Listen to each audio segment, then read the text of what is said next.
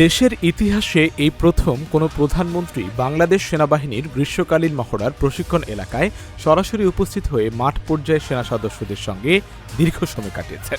মানিকগঞ্জের সিঙ্গাইরে সেনা মহড়া পরিদর্শন করে বাংকারে নেমেছেন, যুদ্ধ কৌশল পর্যবেক্ষণ করেছেন, এমনকি সেনাদের সঙ্গে একই খাবার খেয়ে চা পানও করেছেন প্রধানমন্ত্রী তারেক রহমান।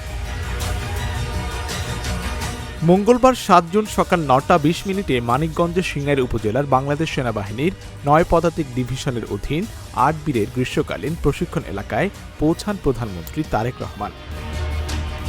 পায়ে হেঁটে পুরো প্রশিক্ষণ এলাকা ঘুরে দেখেন তিনি। ফার্ম বেসের বিভিন্ন অংশ পরিদর্শনের পাশাপাশি দায়িত্বপ্রাপ্ত জেনারেল অফিসার কমান্ডিং জিওসি এবং ইউনিটের কমান্ডিং অফিসারের কাছ থেকে প্রশিক্ষণ কার্যক্রম ও কৌশলগত প্রস্তুতি সম্পর্কে বিস্তারিত অবহিত হন।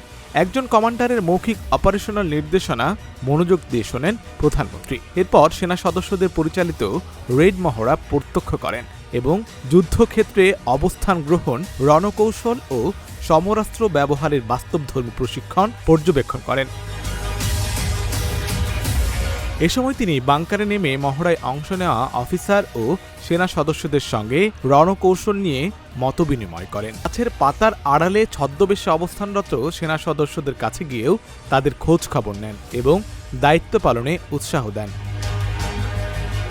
পরিদর্শনের এক পর্যায়ে প্রধানমন্ত্রী সেনা সদস্যদের জন্য প্রস্তুত করা তাৎক্ষণিক রান্না করা খাবার গ্রহণ করেন এবং তাদের সঙ্গে চা পান করেন। সরকার প্রধানকে এতটা কাছ থেকে পেয়ে উচ্ছ্বাস প্রকাশ করেন উপস্থিত সেনা সদস্যরা।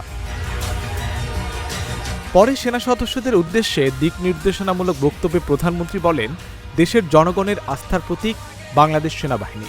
জাতীয় সংকট মোকাবেলা ও আইন শৃঙ্খলা রক্ষায় বাহিনীর গৌরবময় ভূমিকার প্রশংসা করে তিনি পেশাদার প্রশিক্ষণ, কঠোর শৃঙ্খলা এবং সর্বোচ্চ প্রস্তুতি বজায় রাখার আহ্বান জানান।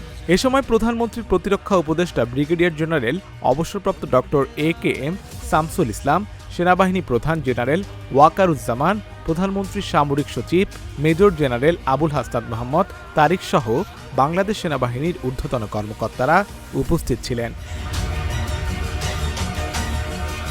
ইতিহাসে প্রথমবার মতো গ্রীষ্মকালীন সেনা মহড়ার মাঠে প্রধানমন্ত্রীর এই সরাসরি উপস্থিতি সেনাবাহিনীর পেশাদার প্রশিক্ষণ ও যুদ্ধ প্রস্তুতির প্রতি সরকারের গুরুত্বের প্রতিফলন হিসেবে দেখা হচ্ছে।